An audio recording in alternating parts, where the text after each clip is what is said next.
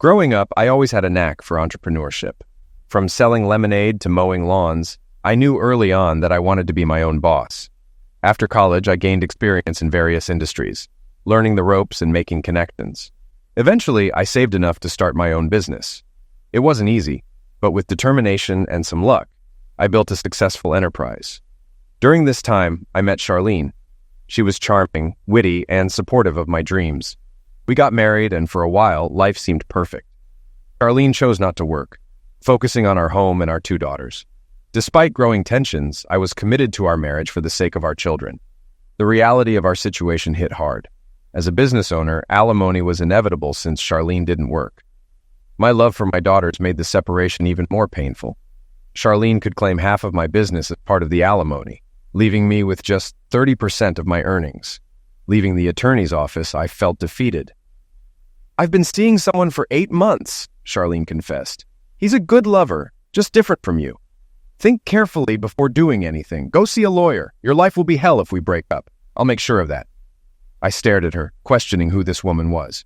The person I'd trusted for 14 years was now unrecognizable. She continued, "You'll still get most of my time and affection, but I won't neglect Jim either. He has needs too. I'll work out a schedule." I walked out, ignoring her until we reached the street. She stopped talking when she saw Mrs. Rosemont, our neighbor. Charlene hissed at me to come back inside. She watched me leave. After being gone for 2 days, I returned to her smirk. The girls, now 13 and 11, were thrilled to see me. I loved them until they went to bed. After seeing the lawyer, I decided to stay out of the way. Charlene brought me a beer once the girls were asleep. I put it on the table. "I'll never drink anything she gives me again," I muttered. "Glad you came to your senses," she said smugly. "We'll live the same as before. I'll have a date one weekend and come home late, but I won't worry the girls." I cut her off with my rehearsed speech. "Who says I've come to my senses? Here's the deal. I'll stay for the next 4 years until Marissa turns 18, then I'll leave. Darcy might come with me. Either way, I'll be gone." I paused and continued before she could respond. "Sloppy seconds are in my past. Even if you dumped him tomorrow, I wouldn't share a bed with you. I don't sleep with cheaters. I'm moving into a spare bedroom and won't discuss it further. I won't stay celibate, but I won't pursue anyone. If someone offers, I won't refuse, unless she's married. Also, get a job or have your lover pay for your needs. The girls will get what they want, but no extra money will go into our joint account." She looked pale and furious. "You idiot. I still love you and want to share a bed. This is ridiculous. Things will stay the same. Now get ready for bed. If things don't work out with your mistress, remember you'll be popular at Patterson in Maine." On the corner of our street, men gathered to find dates. She ran to the bedroom. I waited a few minutes and opened the door. She was on the phone, startled when I snatched it. "Hey, I have your number. I'll get your address soon. Maybe we'll talk about what we have in common. Don't worry. I won't hurt you. You won't want her knowing she'll cheat on her lover." He hung up, and I pocketed the phone. The girls showed up, noticing the cracked door frame. "Oh, that door's been sticking. I'll fix it tomorrow. Go to bed." Charlene said nothing. As she tried to go in, I stopped her. "I'll keep your phone until tomorrow and check your account on the computer." "Good night," she hissed. "Good luck. My accounts are locked up tighter than Fort Knox." I grinned, knowing she forgot the keystroke logger on the computer. Once the kids were old enough, I activated it. Soon, I had all her emails, search terms, and purchases. She was stupid beyond belief. He worked as a permit checker for the county, meeting Charlene when she got a permit for my workshop. Flirting led to lunches and more. I locked up the printouts, sent photos and videos to my office computer, and went to bed, surprisingly sleeping well. I woke up, made breakfast while the girls chatted about school, boys, and music. Marissa, 13, was starting to develop, and boys noticed. We let her walk with groups supervised by a parent. Darcy, 11, was too young for outings but had plenty of supervised socializing. Between sports, dance, band, and drama club, the car was always on the move. They discussed classes when I dropped the first bombshell. "Sorry, girls, I have new responsibilities at work, so Mom will be your main chauffeur for a while. Since she's not working, she can handle it, right?" I said, addressing my daughters. Charlene shot me a deadly look and told the girls, "You might have to ride with friends sometimes." "Why? What's so important that you'd leave your kids on their own? You have all morning, don't you, girls?" I asked. The girls quickly agreed with me. "Yeah, Carol's mom is creepy and Jenny's dad stares at us. Please, Mom," they pleaded. Charlene stayed silent until they left. Once the kids were gone, she started. If you think that's it, you're wrong. You need to use your head. One more thing, I've hooked the house up to sound and video. If your lover comes here, it'll be online in an hour. Have a good day, I informed her. She tried to respond, but I left. Over lunch, I watched the videos of her freaking out, searching for cameras she couldn't find. I listened to her phone call with her lover. He's being a total idiot, baby. He canceled all my cards. Our bank balance is $280, and the electric bill is due today. We may have to resort to plan B, she complained. Her lover hesitated. Let's give it a few days to cool off. If we drop them now, I'll be as bad off as your husband. We need to take it slow, he advised. She wasn't happy. So much for love. How am I supposed to solve this? She demanded. He tried to calm her. I do love you, but we need to be practical. If we leave our spouses, we'll be broke. We need to take it slow. We can meet at lunch, he suggested. Where? He cut me off, so I can't pay for a motel. Let's do it at your place, she proposed. Not a good idea. He says the house is wired. We need to stop and give him a chance to calm down, he cautioned. Their conversation heated up, and she looked confused when they finished. Later, I checked on her. She was locked out of her computer. Prick, she yelled. I decided to tease her and called her. Hi, honey, I said sarcastically. Having a good day? Your computer is locked up tighter than Fort Knox. Your phone will be disconnected by the end of the day. But don't worry, I ordered you a new one. It'll be here tomorrow. You prick, she managed before I hung up. The next day, she tried to use the new phone. It had a safety feature that only allowed calls to specific numbers. The school, my office, my personal phone, our doctors, her mother, my parents, and emergency. Any other number caused the phone to disconnect for 30 seconds and reboot. When she tried to call her lover, I called her. Hi, I guess you've noticed the phone only works for preset numbers. It's hard to reach your lover without a phone and computer. I'd apologize, but I don't lie.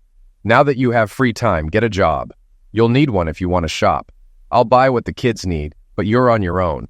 Maybe you'll finally wear those clothes with tags still on them. I hung up before she could reply. At home, it was tense. She struggled to stay composed around the girls. Once they were asleep, we went to the basement where she screamed and threatened until she ran out of breath. Then she tried tears. Please, stop being mean. I didn't do it on purpose. He's just a fling. I'll get tired of him and love only you again. It didn't hurt you before, and it won't now. I'm yours most of the time. Come to bed with me and let me prove my love. I laughed. I found a book called The Cheater's Handbook. It lists excuses for cheating. It just happened. It won't affect us. It's just an affair. You're using all of them, and the best part is threatening to destroy my world if I don't agree. I watched her emotions shift. Before she could speak, I continued. If I agree to your terms, I pay the bills and do everything a spouse does while you have fun. As a businessman, that's not appealing. Since you've announced an open marriage, I'll look elsewhere. There's a gym rat sales rep who comes in monthly. I'll take her to lunch and explain we have an open marriage. She might be interested. I knew the jab about her post-kids figure hurt. She needed to hit the gym instead of the mall. Yeah, it was bound to happen, I said. She looked shocked. Why do you need someone else? I still love you, and the thought of you with someone else upsets me. I replied, I've been faithful for 16 years, but that wasn't enough for you. There's a name for men who let their women cheat. Just like there's a name for women who cheat. I'm going to bed. One of us has to work. She was still hissing as I left. I knew I needed a plan before she ruined my life. I had an old friend, a neighbor's son, who was socially awkward but brilliant with computers. We became friends as kids. He's mildly autistic and great at problem solving. He started developing games at 14 and sold his first at 16. Now in his 30s, he's worth around $60 million and married to a woman I introduced him to at a party. She's also high-functioning autistic and incredibly beautiful. At the party, she took his hand and asked, "The 17th of June?" He nodded and announced, "Ladies and gentlemen, we're getting married on June 17th at Emmanuel Lutheran Church." She smiled and they shared their story. I'm June Allison, and we met right here at a party. That was the whole story, except she didn't mention it happened at this party. She told him what kind of ring she wanted, and the next day, he gave her a credit card. They've been together for 8 years, and their daughter is 7. My girls loved her like a little sister. It wasn't unusual to come home to a Lexus SUV in the driveway and see Shauna waiting in the kitchen talking to Charlie. She'd always brighten up and smirk at me. Shauna was an attractive black woman, ex-military with 2 combat tours, and held black belts in 3 disciplines. She was also on a local law enforcement pistol team and won trophies regularly. She used to work for me but was often bored. One day, June came by unannounced to discuss a social event, and Shanna kept her company while I was in a meeting. By the time I was done, I had lost an employee. Shanna moved into a small apartment at June and Harry's mansion. Though Harry and June were wealthy, they didn't go out much. Shanna nearly quit again due to boredom until a freak tried to kidnap their daughter. Shanna stopped him, and from then on she became their bodyguard nanny. Sometimes my girls went on exotic vacations with them, but Charlene always found reasons for us to stay home. June wasn't surprised. She seemed distracted recently. At our last party, I saw her sitting close to another guest in the garden. She recoiled when she saw me and stuck to you for the rest of the evening. I had a feeling I'd just missed her kissing him. I wanted to say something but wasn't sure. I remembered that night. We usually split up to socialize at events. I noticed her absence but assumed she was elsewhere. They pondered my problem and we had a long conversation. "What do you want, Jack?" "I want my girls in my life. That's the most important thing. Beyond that, I want her to regret what she did. It's over between us, but when she realizes it, things will get awful. I don't want to be left without money when the dust settles." Nodding, he asked about the size of my house. They knew, but wanted confirmation. We got the house at a good price in an older neighborhood with a large lot and mature trees. We bought it for about 60% of its value because the owner, an elderly lady, wanted enough to live comfortably in a retirement home. We bought it when the girls were very young and it was their only home. For 5 years, we spent all our money restoring it. Now it was worth twice what we put into it. Charlie loved it and would do anything to keep it. After our divorce, he asked about the basement. We had left it alone, planning to renovate it later for the girls. It was about 1,100 square feet. "Remodel it, Jack. Make it a nice apartment with a separate driveway and wiring. It'll be autonomous from the rest of the house. If you divorce, you'll have your own home and full access to the kids. How can she object? Your lives will be separate, and you'll only see her if you want to. No sane judge would object, especially with children involved." Why didn't I think of that? Because I'm a regular guy, not a genius with a sky-high IQ. Shanna offered another option. "I can kick her back, kick his rear, and mess up their lives in ways you can't imagine. It won't trace back to you." Wow, that's intense. If I go that route, it'll get really ugly. Let's go with plan C. I don't mind her suffering a bit, but she's the mother of my kids. We'll try this first. Okay. She didn't like it, but agreed, then went to check on the kids. "She's got a crush on you, Jack. Be careful. Now that you're about to be single, she's thinking about all sorts of things."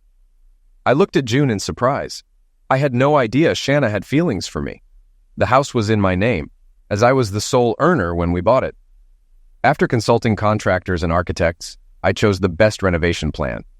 On my lawyer's advice, I gave Charlie an allowance for lunches and shopping. I also had her Mercedes fitted with GPS and an anti-theft system that let me disable the engine remotely.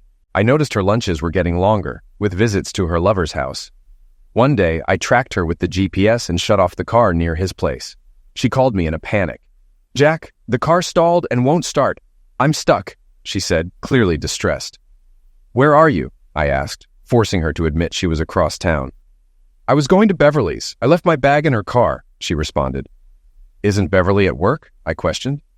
"Yes, but she left the bag in the garage," she explained, trying to cover her tracks. "Try starting the car again, Charlie. It'll probably start right up," I suggested. She drove 5 blocks before it stalled again.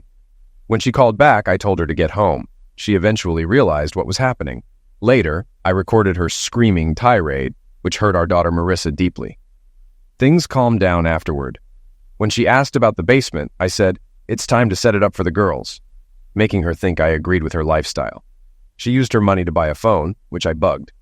Trouble was brewing. They were planning to leave their spouses and live in my house, with me paying most of the bills. My actions confused their plans. Maybe we should call it off for a while. He's not reacting as we'd hoped, and I'm afraid he'll do something drastic, she suggested to her lover. He scoffed. "He's weak.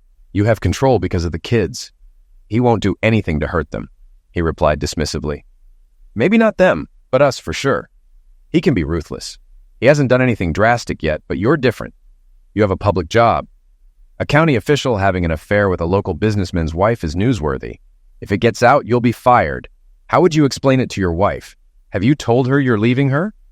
There was a long silence. She continued. I thought you were a man. Tell her before my husband does. He'll analyze everything and hit you where it hurts most. I don't want to see you for at least a month. We both need to think, and I need to repair my relationship with my husband.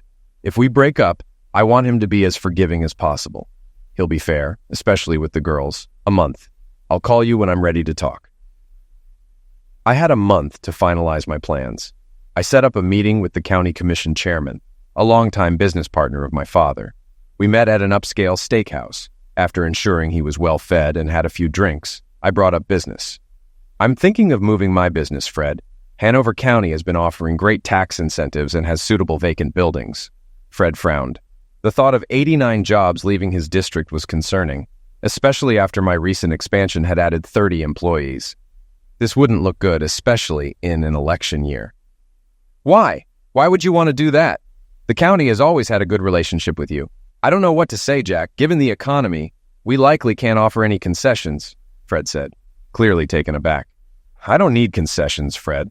I need to rezone my property for expansion, and I don't think it will be easy, especially with permits, I replied, laying out my concerns. Why? The rezoning ads are out, and there have been no objections. It should be a rubber stamp process. What makes you think permits will be a problem? Fred asked, sounding puzzled. Your permit and zoning manager is sleeping with my wife and knows that I know, I stated bluntly. Fred looked deflated. The potential scandal would impact all county departments, especially with our local investigative reporter on the case. Are you sure? Fred asked, hoping it wasn't true. I have video and audio of him in lewd behavior with my wife in his office. Indecent conduct during work hours on county property, I confirmed.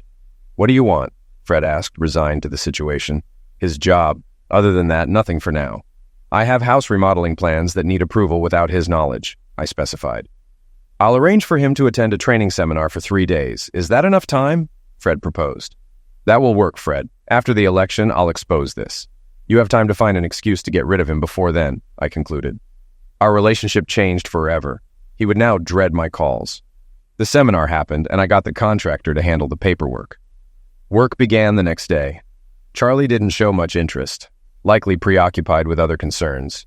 She tried to rekindle our relationship, claiming boredom and feeling unattractive, but made no excuses for her behavior. What will you do when the girls grow up and leave? Instead of ruining our marriage, you could have volunteered, joined a book club, or gotten a job. But you chose an affair. How's that working out? I won't touch you. Our relationship is dying. Think about life after marriage because it will happen. She ran out in tears. Over the next weeks, she became a model wife and mother. We even went to Disney as a family, which the girls and Charlie enjoyed. The only tension was at bedtime. I made it clear we wouldn't share a bed. She hinted at divorce, so I handed her the separation papers, avoiding a confrontation. I took the girls to the park, explaining that their mother and I were separating, and I was moving to a new apartment in the basement. They cried, but calmed down when I promised they could decorate their new room. When we got home, I sent the girls to check their room. Charlie met me at the door, screaming so loudly that the neighbors called the police. Following my lawyer's advice, I stayed outside and showed the police a copy of the divorce papers. When asked about the argument, I avoided details, seeing judgment in the officer's eyes. Yes, I prepared them to ensure things went smoothly. It may or may not turn into a divorce, but my attorney advised documenting the process. And while you can't ask, this is about infidelity. Hers, not mine. I can show you videos and pictures if needed. The officer glanced at Charlie, who was turning red. So what? That doesn't mean he can abandon me and our children, Charlie protested. Officer, would you mind? I asked, leading her around the house and unlocking the gate I had installed. Charlie demanded to come too, but the officer asked her to stay outside for a moment. I showed her the apartment. She was impressed until we saw the girls huddled on the bed crying. They rushed into my arms and I comforted them. Shh, Mommy's just having a bad day. She's calmer now, right, officer? I said soothingly. The officer nodded and smiled at the girls. Your dad is right. She's much calmer. Your dad and I will talk to her to make sure she says goodbye properly. Outside, the officer spoke to me. You must feel awful, but you did the right thing for your girls. Always put them first. If my ex had been half the man you are, I wouldn't still hate him. When we returned, Charlie was calmer and assured the officer she could control her anger. I told him to put the children's welfare first. How you behave now will shape their view of you both for life. This isn't a divorce yet, but a trial separation. Good luck to both of you, the officer advised. As the officer left, Charlie hissed, "Living room now." I took my time, locking the gate behind me and securing the house. The girls stayed with me until bedtime. I reassured them, and then called Charlie. "Shut up and listen. The girls will come in soon. How you behave with them now will affect your future relationship with them. Humble yourself and think about them," I instructed firmly. I hung up. The girls never called, and the night went smoothly. Charlie hired a lawyer and got a hearing. The judge, a woman in her early 40s, looked tired. "Mr. Sayers, why did you file for divorce?" she asked. "Because my wife has been involved with another man for at least 9 months. She said she wouldn't end the affair, and I had to live with it. We have 2 daughters, 11 and 13, and I didn't want to introduce them to this lifestyle. If needed, I can provide video and audio evidence," I explained. The judge looked at Charlie, who hung her head. She turned back to me with a slight smile. "I heard you moved out. How far are you from your daughters?" the judge inquired. 26 paces, ma'am. I remodeled the basement into an apartment separate from the house. Neither of us enters the other's space without an invitation," I replied. She turned to Charlie. "You need to reflect on your decisions. This is a trial separation, and you can reconcile afterward. I won't overturn it. After 90 days, he can extend, revoke, or file for divorce. Best of luck." As we left the office, Charlie asked, "You're really mad, aren't you?" "Yes, but mostly I feel sadness. I thought we'd grow old together. Now I know that won't happen. My anger wants to say I wasted my years with you, but because of our girls, it wasn't a waste," I said. I got in the car before she could respond. As I left the parking lot, I saw her sitting in the car sobbing. In the past, I would have comforted her, but now I just sighed and drove away. For the next 3 weeks, we coexisted, her upstairs and me downstairs. Charlie got upset when the girls refused to let her into my apartment. She tried to pressure them, but they stood firm. One day, I knocked on her door. She was surprised to see me. Before she could speak, I gave her instructions. "The girls made dinner for us. Follow me and don't ruin it," I said. She followed obediently. The girls, wearing aprons and chef hats, hugged her and led her to our picnic table. They served herb-roasted chicken, grilled vegetables, corn on the cob, and tomato salad with cheesecake for dessert. Charlie complimented their cooking and helped clean up. Echo showed her around the apartment, including their room. Marissa often slept downstairs, and Echo stayed upstairs only on weekends. The apartment was smaller than they were used to, so I limited their access to the man cave, where they hooked up a game system to a big TV and had friends over on Fridays and Saturdays. Most parents knew about our situation but didn't comment. Some moms hinted they wouldn't mind getting involved, which pissed Charlie off, especially when they did it in her presence. One night, after everyone left, she confronted me. "What were you thinking? That woman climbed into your lap while you were eating. I was so embarrassed," she fumed. "Is it as embarrassing as finding out your spouse is having an affair and all her friends know? We were close because it was crowded, and our daughters were right there," I shot back. Charlie was shocked. She hadn't expected this. I avoided contact with Charlie, but monitored her calls and videotaped her daily life. The fact that she had 2 lovers anytime she wanted and none for 3 months kept her busy. She often cried in her sleep.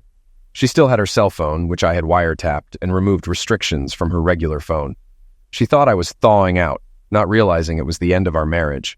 The election ended, the county manager resigned, and the new appointee promised to clean up the budgets.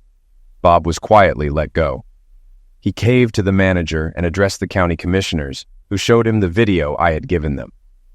"Bob, the owner of that video has threatened to make it public and sue the district. We need to fire you without a recommendation to avoid embarrassment and legal issues. If we don't, we'll all be in trouble. You won't find another job in this field. Consider the lesson learned and walk away," the commissioners advised. Bob had no choice, and the local paper didn't write about his departure. He basically disappeared. Charlie called me, wavering between anger and remorse. "Did you have to do that? He has kids. How will he support them?" she asked. "He should have thought about that before sleeping with you. I feel sorry for his kids, but his wife has a good job now and should manage with child support," I responded. "His wife is a stay-at-home mom?" she questioned. "Not anymore. She has an accounting degree and quickly got a good job with a local company," I informed her. "Who would hire someone who hasn't worked in 6 years?" she asked incredulously. "Me," I said, then hung up. Bob's wife, a chubby, pretty woman with a constant smile, had her world shattered. "What am I going to do now? This was our only income. How will I take care of my kids?" she asked, her voice full of worry. Her oldest was in school, and the 3-year-old was climbing on me while I tickled her. "You're going to work for me. I've heard I'm not a bad boss. Even if you don't want to, I'll help you. It's not my fault he betrayed your marriage, but I feel responsible. This offer doesn't commit you to anything. My kids are older and already know, but it still affects them deeply. I'm minimizing the pain but can't take it away. If you want to leave, I'll understand. If you want to support him, I'll pray for you. But this doesn't seem like his first time. I'm sorry for the information I had to give you.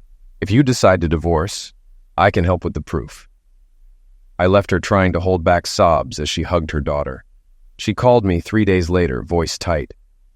He wasn't going to tell me he got fired or about the cheating until I confronted him. I thought he would stike me, so I told him, "Go ahead. The bruises will make it easy to get a restraining order and send you to jail." He ran out, and I haven't seen him since. He doesn't have any money because I cleared the accounts. You told me what was happening and it wasn't done out of spite. Well, not much anyway. My kids need support and I have enough money to last 3 months. Is that job offer still on the table? She started work the following week. I was thrilled to see how capable she was, and we agreed she would work half the time in the office and half at home. This arrangement helped with childcare. My staff understood the situation when Charlie's picture disappeared from my desk, replaced by one of the girls and me. All but one expressed cautious condolences. Misty despised Charlie because she thought Misty was trying to strike on me, which led to a huge scene at a company party. Misty left in tears, and I confronted Charlie the next morning. Looking back, this happened right after her affair with Bob started. I threatened to cut Charlie off financially unless she apologized to Misty. She did, and they hugged, but it looked like they were searching for a soft spot for a knife. Misty walked into my office, smirking. "I just found out. You can fire me if you want, boss, but I'm glad you're too good for that witch. She was cruel to women when you weren't around. We're going to see who goes after you first. I used to be a dealer at a casino, and if I get the cards, those strumpets don't stand a chance. I like romantic movies, French food, and long massages with warm oils." Misty was a confident, trim redhead who knew how to dress to get noticed without violating office standards. She was 12 years younger than me and in a serious relationship with a nice guy. I had promised to walk her down the aisle and help with the honeymoon, so I knew she had no serious intentions. I responded with jokes. "Since we're alone, I'll go along with that. I've always wondered if your rug matches your curtains," I said playfully. She giggled and ran to the door, then turned around and said, "It would have fit, but I took the carpet off. I like smooth floors better. If you don't believe me, ask Jerry." I promised Misty we'd discuss it next time we met, and her laughter down the hall made me grin all day. I became less serious, and the other women noticed. Misty must have shared something because whenever I was moody, someone would lift my spirits. It got out of hand when our 60-year-old secretary asked how I felt about shaggy wool rugs. Meanwhile, Charlie was miserable. No lover, no husband, just lunch with friends. After I nearly ruined her best friend's marriage by revealing that the friend allowed Charlie to use her house for the affair, her friends distanced themselves. A month later, I found Charlie on her knees, begging to talk. I considered cruel responses, but instead walked into the living room. She followed, looking wary. "Beer?" I offered. She nodded, and I poured her one. She inspected it. "What's this?" she asked. "Real Bach, imported. If you don't like it, I have other options," I replied. "Have you turned violent?" she asked, suspicious. "No, just choosing quality over quantity. I sip beer now. It takes me 2 weeks to go through a 12-pack. The girls prefer sodas and exotic fruits. What about you? Drinking more wine?" I inquired. She blushed and admitted, "Yes, it helps with the loneliness, but I've been drinking less." "Why lonely? Why not go out and have fun?" I asked. She looked shocked. "Doesn't it bother you?" "No more than when you did it while we were together." "At least now you're separated and he's getting a divorce, so it's less embarrassing," I responded. She lowered her eyes. "We haven't been together for a long time." I knew Bob had moved to a small county half a state away, earning much less than before. Child support was difficult for him to pay. She continued, "I know you know more than you admit. Just thinking about being with him makes my stomach churn. If I could do it again, I wouldn't give him the time of day. He wasn't worth what he cost me." "He didn't cost you anything. You threw him in my face and threatened to take everything if I didn't agree," I countered. She started sobbing, which made me angry. "Stop it, Charlie. Tears won't fix this. What do you want? She looked determined. I want you back. I want us to be a family again. I want to feel loved, not empty. I know my promises mean nothing, but please give me a chance to make amends. She sighed and stood up. Think about it. I don't expect an answer now.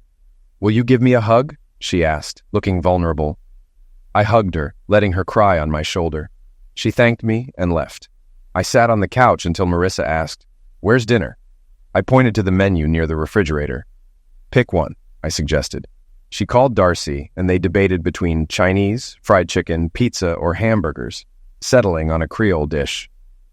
You can call your mom to join us if you want, I suggested.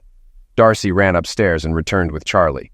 They argued until I reminded them, if you don't call soon, it will be too late. They came back with a rented movie and asked if we could watch it in the man cave after dinner. I enjoyed my black and blue salad, watching them chatter and sample everyone's plates, including mine. Darcy tried alligator bites, and they turned out pretty good. After dinner, we sat on the leather couch with the kids between us. They picked a novel, and I laughed until Darcy poked me, saying, "Shut up so we can enjoy it." Both girls fell asleep snuggled against us before the movie ended. I saw Charlie crying softly, trying not to wake Marissa. We kissed the girls goodnight, and I sent them home, saying, I want to stay here for a while. Everyone, even Charlie, kissed me goodnight. I sat there for a long time, wondering if I could ever trust her again, and how I would handle another betrayal. I fell asleep and was still on the couch the next morning. While they finished the movie, I took a shower. Charlie was really trying, cooking my favorite meals and growing closer to the girls, especially after taking them shopping for school. I always gave Marissa one of my cards, and Charlie used it responsibly, even buying herself a couple of outfits within budget. Charlie surprised me by asking for a favor. I've been thinking, Jack. I want to take your advice and get a job or volunteer. Will you watch the girls if I need you? I hugged her and praised her. She had also been going to the gym, getting back in shape. I supported her by buying workout gear and new outfits. Charlie took a volunteer job with a major charity, helping with events from fun runs to formal dinners. Initially, these were mostly daytime events on weekends, and the girls often went with her. Sometimes I joined them, but I had to cut back due to work demands. Charlie got frustrated until I explained, "How would you like it if I dragged you to work with hardly any sleep?" She usually had breakfast with us the next day, showing pictures from her events. I decided to trust her and stop checking the video cameras. We were slowly reconnecting, and I believed she was truly sorry and knew the consequences of another mistake. One day, June called and asked if I could bring the kids over for the weekend. Charlie had a 2-day event, so we kissed her goodbye and headed to June's mansion. Charlie declined the invitation to join us, saying she'd be too tired to drive the extra 35 miles. Harry and June met us at the door. Jack, you're an idiot when it comes to women. Shanna is furious because she sent you signals when the trouble with Charlie started, but you never responded. I know you wouldn't touch another woman until you were divorced, but she doesn't understand why you didn't just let Charlie go. If I did, I'd be just as bad as Charlie. Besides, I did everything with the children in mind and couldn't afford a scandal. How are you getting along with Charlie? Harry asked. Much better. She plays sports, is conservative with money and volunteers. I still haven't moved back in with her, but we stay overnight sometimes. I have high hopes for the future. Harry sighed, and June avoided eye contact. We need to talk, Jack, after the girls are tucked in for the night. That ruined my mood. The girls didn't notice my quietness, and after dinner they rushed off to watch a movie in their media room. We went to the bar, styled like a Western saloon. Harry brought beers for us and a glass of wine for June. I tasted it, expecting something exceptional for $600 a bottle, but it tasted the same as the $20 stuff. We sipped our drinks in silence until June finally spoke. You know we contribute heavily to several charities, right? We'd rather give money to organizations that improve the world than let the government waste it. Charlie has approached us several times about her new position, and we've always sent a nice check. I had a bad feeling about where this was going. We sometimes attend events for these charities to show support. About a month ago, we went to a black-tie dinner. Charlie was there, busy coordinating everything. We didn't get a chance to talk to her, and I don't think she realized we were there. Near the end of the night, I saw her again. June showed me a picture of Charlie in a dress I'd never seen before, standing next to a guy. David Duncan, June said. He's wealthy, attends these events to make connections, and likes seducing married women. He's very good at it. We blended into the scenery and got a few more pictures of them in inappropriate poses. That's why we wanted to talk to you.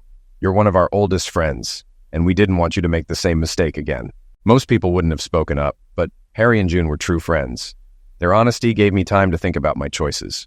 The first betrayal had hurt me badly, but this, after everything we'd been through, cut deeply.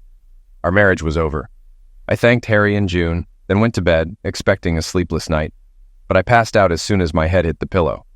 I woke at 6, pondering my next steps. The divorce was back on. I'd call the lawyer on Monday and get things moving. I didn't know when I'd tell Charlie or the girls, but I wouldn't waste time. I'd live in the basement until Marissa graduated, and maybe Darcy would come with me when I moved out. If Charlie had any sense, she'd agree for the girls' sake, but she wasn't known for being reasonable.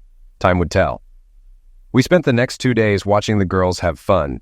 June had a barn with 6 stalls filled with horses.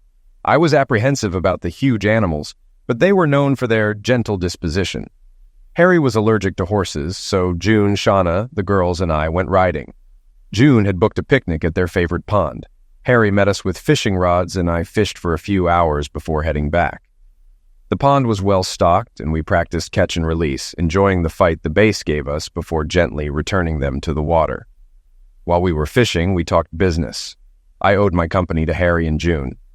It all started when I built a unique shower wall for June to help with her dry skin.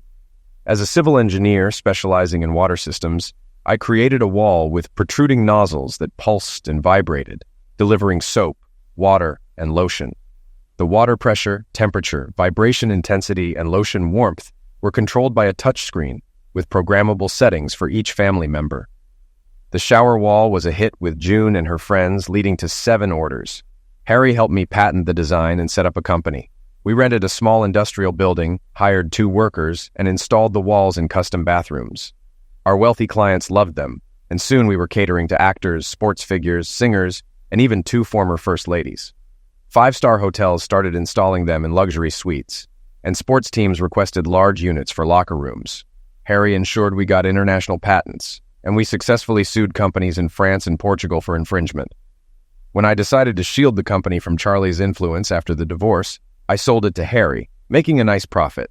I continued working there as a manager with a good salary. In the divorce, I planned to offer Charlie 60% of our assets in exchange for waiving any other claims like alimony and child support.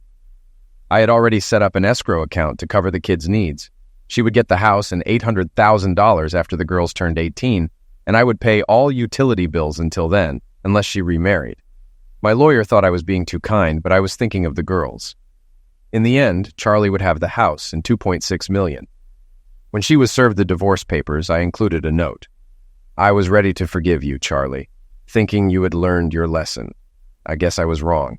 I'm offering you a lucrative deal, and you'll come out of it well. Just sign the papers and we'll move on. We'll share custody until the girls reach adulthood. I'll live in the apartment until Marissa turns 18, and Darcy can decide where she wants to live when she's 16. Take the papers to your attorney. Don't be stupid about it. This will cost you money you may want to keep. Good luck with future relationships. Just don't use me as a reference. I sent the same pictures to his wife. This is an attachment alienation state, and a good attorney could take most of your settlement. Let's hope she's not that harsh.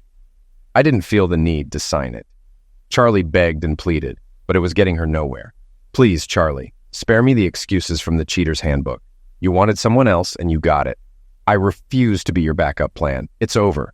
Let's not make things harder on the girls. Sign the papers, and when the kids are older, I'll be gone, and we'll only see each other at weddings and baptisms. She cried, then got angry. Her lawyer was slick and advised her to take the deal, explaining that Charlie had come to her because she was one of the best, and the best didn't come cheap. I might get more than you think. Is it worth it? He has documentation of both affairs. This isn't a no-fault state. He can charge you with infidelity, and you'll end up with a lot less. Charlie countersued for mental cruelty and claimed I had affairs with Shanna and Brenda, Bob's ex-wife. Brenda threatened to sue her for slander. Shanna warned her to stop or face consequences, hinting at severe repercussions. By this time, Charlie was cornered. When this is over, I'm going after him, Shanna told her. He's a good man, and I'm still young enough to have kids. Just be warned. Shanna walked away, leaving Charlie shaken. She stopped her actions the next day. A few weeks later, a woman I didn't know showed up at work about my divorce. After turning on the video and audio recording, I invited her in. She was attractive, about 10 years older than me. I shook her hand and led her to the couch. "I'm sorry to come unannounced, Mr. Sayers. I'm Barbara Duncan. I believe your wife knows my husband." It was clear her husband had been with Charlie. I took her hand. "I apologize for my wife's actions, Mrs. Duncan. It's not your fault. They were two grown people with a history of infidelity. I'm here to ask a favor. I need photos and testimony for my divorce. Would you mind sharing them?" "Give me your attorney's name and I'll send them over." She sighed. "I don't have one yet. When things went south, he emptied all the accounts, leaving me with just enough for a house and clothes for our son. I wasn't working, and my future looked bleak. I called my lawyer. "John, I've got a new client for you, the idiot's wife. I'll cover the expenses. Text her when you're free." Barbara looked shocked, and I grinned. "Don't worry, he's good at what he does. If there's anything else you need, just ask." She began to cry.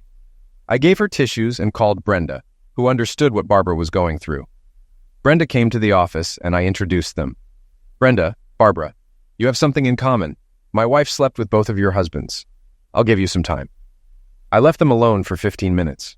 When I returned, both women kissed me on the cheeks. "I was telling Barb what a nice guy you are and that I'm coming for you after the divorce. Now, Barb needs a job until her divorce is finalized. She has a degree in international business relations and speaks French, Italian, and German. She's perfect for the new position you mentioned. You can thank me with a big bonus in my next check." "Don't worry, I'll take care of it," I said, appreciating Brenda's help. Charlie flew into a rage. "What's wrong with you? Is this revenge? Treating me like crap while helping these women? You're pissing me off. I've had enough." "Charlie, shut up. If you don't, I'll withdraw the offer and make you fight for every penny. You ruined these women's lives. This is on you. Don't talk to me again unless it's through my lawyer. The girls will tell me if they need anything. Understand?" She started crying. "But honey, let me tell you what you can be sure of. The divorce will go through. Before the ink dries, I'll be looking for someone else. The girls need a positive role model. Go ruin another marriage or two. When you're done, send the women to me, and I'll help them. Goodbye, Charlie." And I mean that literally. My rage startled her. She backed into a corner, silent. I left without closing the door. The girls hated the situation. They didn't see their mother for 3 weeks until I convinced them to spend a weekend away with her. "She's still your mother. She loves you. Not seeing you is liquidating her. If it's too hard, you can come back. Do it for the family." Darcy sighed. "We'll go, but you're wrong, Papa. She betrayed us just like she betrayed you.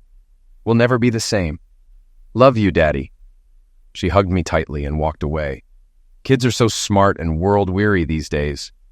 I considered therapy for all of us. It took 11 months and $600,000 before Charlie gave up. She asked for an hour to socialize before signing the papers. I called her. "What can you say to make a difference? If you're sorry, I accept. Otherwise, sign the papers. No more drama." Darcy was now 12 and a half, a rare beauty.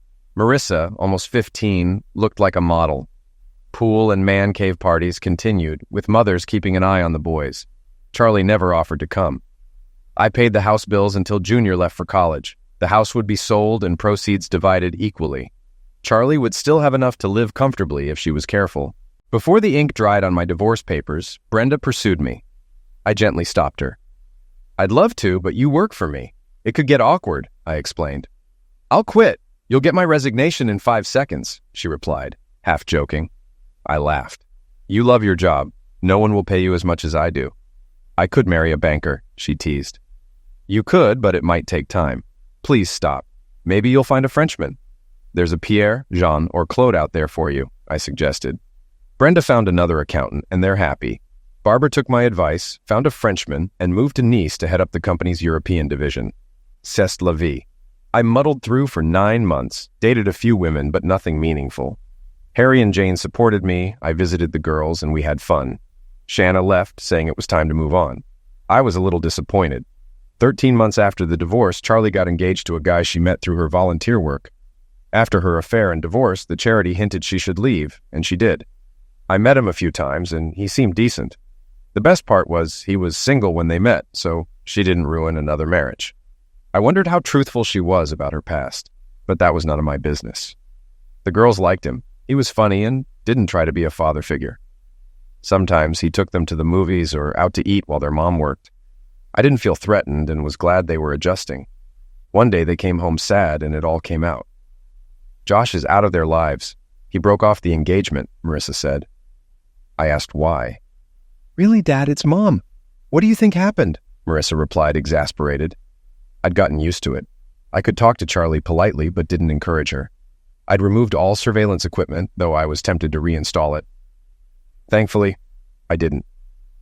17 months after the divorce, I came home to find Shanna visiting the girls. Marissa was 16.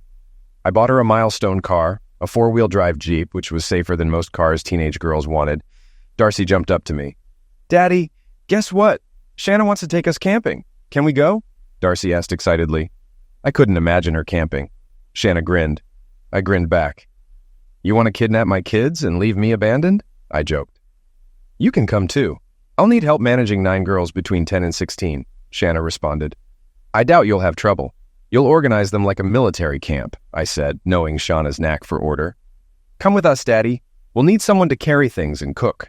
You don't expect us to do that on vacation, do you? Marissa added, smiling. I ordered pizza while they looked at camping gear online. Shauna checked on them every few days until the trip. She had them practice setting up tents until they could do it blindfolded. Star often joined, showing her parents' brains and her mother's looks. I hadn't spoken to Charlie in months. She had a few men over, and the girls stayed with me on those nights. One day she called wanting to talk about the girls. I met her at the door. Stop turning my girls against me. I'm sick of hearing about Shanna, Charlie demanded. I laughed. And this is coming from someone with a parade of lovers? You think the girls don't know? Stay out of my business, Charlie. You look awful. Get back to the gym, get your hair done, take care of yourself, at least for the girls. Anything else? Have a brilliant day and leave me alone, I retorted. As I walked away, Shauna pulled up, and the girls clapped when they saw her. It was amusing to see Miss Super Control blush. Why did you do that? Shanna asked. I smiled. Because I've always wanted to, and it surpassed all my fantasies. I'd like to try it again to make sure it wasn't just a one-time thing, I replied. We had dinner, and after the girls went back inside, I cleaned up. Shanna gave me a look that said, how could something that took so long to coordinate be fun? Come with us, Daddy. We'll need someone to carry things and cook. You don't expect us to do that on vacation, do you? Marissa added. I ordered pizza while they looked at camping gear online. Shauna checked on them every few days until the trip. She had them practice setting up tents until they could do it blindfolded. Star often joined, showing her parents' brains and her mother's looks. I hadn't spoken to Charlie in months. She had a few men over, and the girls stayed with me on those nights. One day, she called wanting to talk about the girls. I met her at the door. Stop turning my girls against me. I'm sick of hearing about Shanna, Charlie demanded. I laughed. And this is coming from someone with a parade of lovers? You think the girls don't know? Stay out of my business, Charlie. You look awful. Get back to the gym, get your hair done, take care of yourself, at least for the girls. Anything else? Have a brilliant day and leave me alone, I retorted. As I walked away, Shanna pulled up and the girls clapped when they saw her. It was amusing to see Miss Super Control blush. Why did you do that? Shanna asked. I smiled. Because I've always wanted to, and it surpassed all my fantasies. I'd like to try it again to make sure it wasn't just a one-time thing, I replied. We had dinner, and after the girls went back inside, I cleaned up. Shauna gave me a look that said, how could something that took so long to coordinate be fun? Shauna drove Star and her 2 friends in her four-wheeler. Marissa drove her 2 friends in hers, and Darcy took her buddies in hers. I drove a support truck loaded with gear. According to Shauna, it took 4 hours to get there, but it was worth it. We were completely isolated. If they needed the bathroom sooner than the 30-minute walk, they'd have to imitate a bear. Shanna took charge, handing out orders, and soon 4 tents were set up. I was tasked with putting the food into bear-proof containers and locking the coolers in the cars overnight. Shanna sprayed bear repellent around the tents and cars. Next, I assembled the charcoal grill. By lunchtime, everything was ready. Lunch consisted of cold appetizers and sodas. The girls giggled and looked out over the lake while changing into their bathing suits. I drove to the marina, got the keys to the biggest pontoon boat, and went through an hour-long briefing. The boat was huge, designed for 18 adults, so 9 girls and 2 adults were no problem. The next morning we made breakfast. Shanna took over, delegating tasks to the older girls. The air filled with the smell of roasting sausages while I chopped peppers, onions, and ham for an omelet.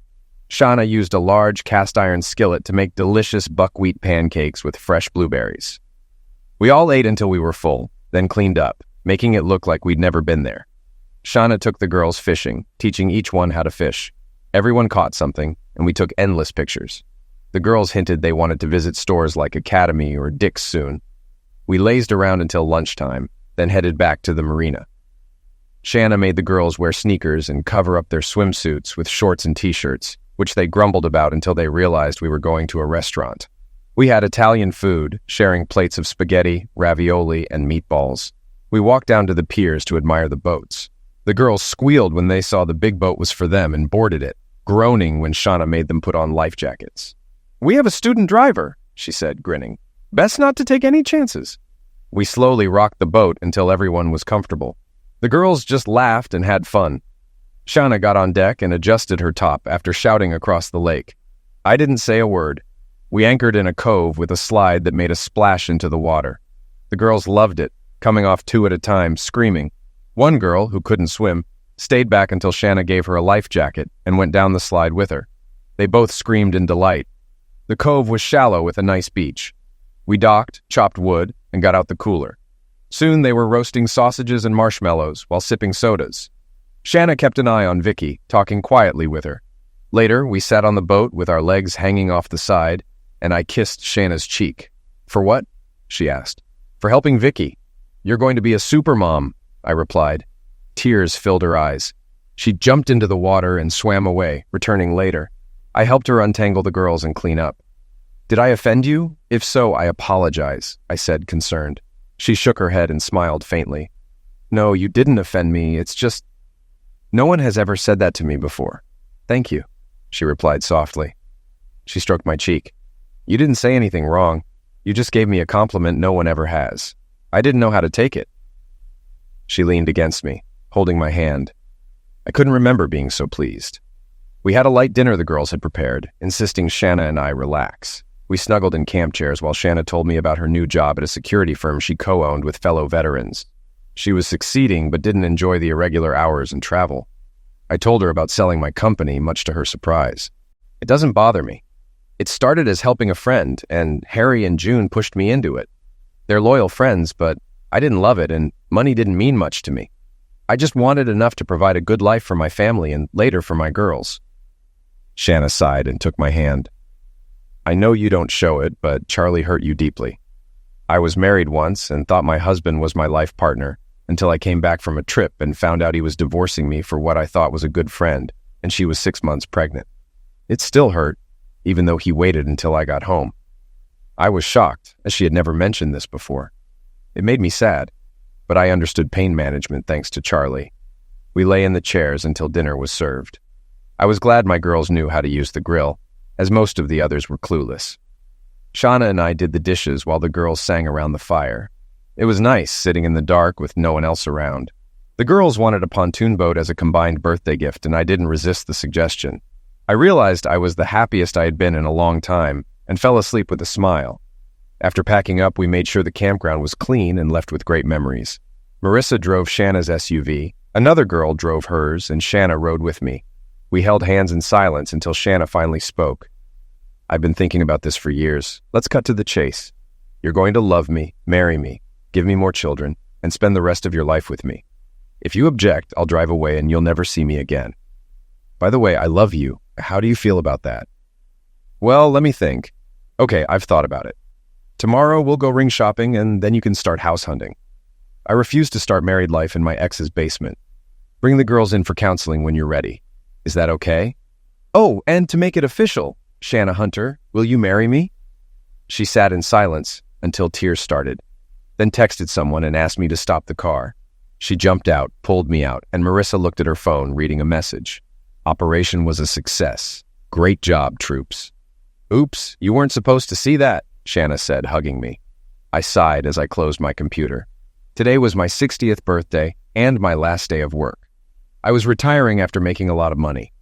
Darcy got her MBA and started working for Harry, eventually becoming global CEO. Marissa became an engineer specializing in bridge construction and traveled the world. She found a partner, and they adopted 2 little girls, my only grandchildren. Darcy, still married to her work, grew close to an engineer through her sister. My musings were interrupted when my wife walked in with our twin daughters. They were graduating high school soon and had chosen different colleges. Shanna was right. We had beautiful chocolate children. Shanna retired on our wedding day and took over her company before selling her share when she got pregnant.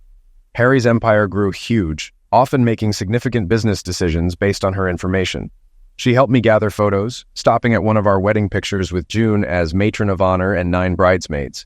3 16-year-olds, 3 13-year-olds, and 3 10-year-olds, all in elegant dresses and combat boots, holding a sign that read, "Operation Successful." We were heading back to our home on the lake, where we had vacationed for years. There were 2 huge pontoons and a speedboat at the dock, and the friends from that trip were frequent visitors, bringing their families. It was clear we wouldn't get much privacy, but that was the way things were. What happened to Charlie? Not that I cared, except for how it affected my children, but the house went to her. She wasn't happy, but soon realized her complaints were ignored. What really ticked her off was that a house went for sale a block away from us, and Shanna decided we'd start our family there. $500,000 later, she had a house featured in magazines, with a full-size in-ground pool and hot tub that we enjoyed until almost worn out in the first year. Custody was easy since the girls could walk between houses, though they preferred staying with us, especially after their sisters were born. Charlie married twice more. The first marriage ended after 2 years because she was caught cheating again. Luckily, she had a prenup. Brenda and Barb offered her ex-wife a job. They used the second house's basement as a playroom, so maybe Charlie got what she wanted all those years ago. We see her occasionally, but she's quiet and resentful. Time hasn't been kind to her, and old habits die hard. She still prefers the mall over the gym. "Dad, hurry up. If we start now, we'll still have time to swim at the lake for an hour or 2. I grinned, picked up my box, and walked out with my family to start the best part of my life's journey.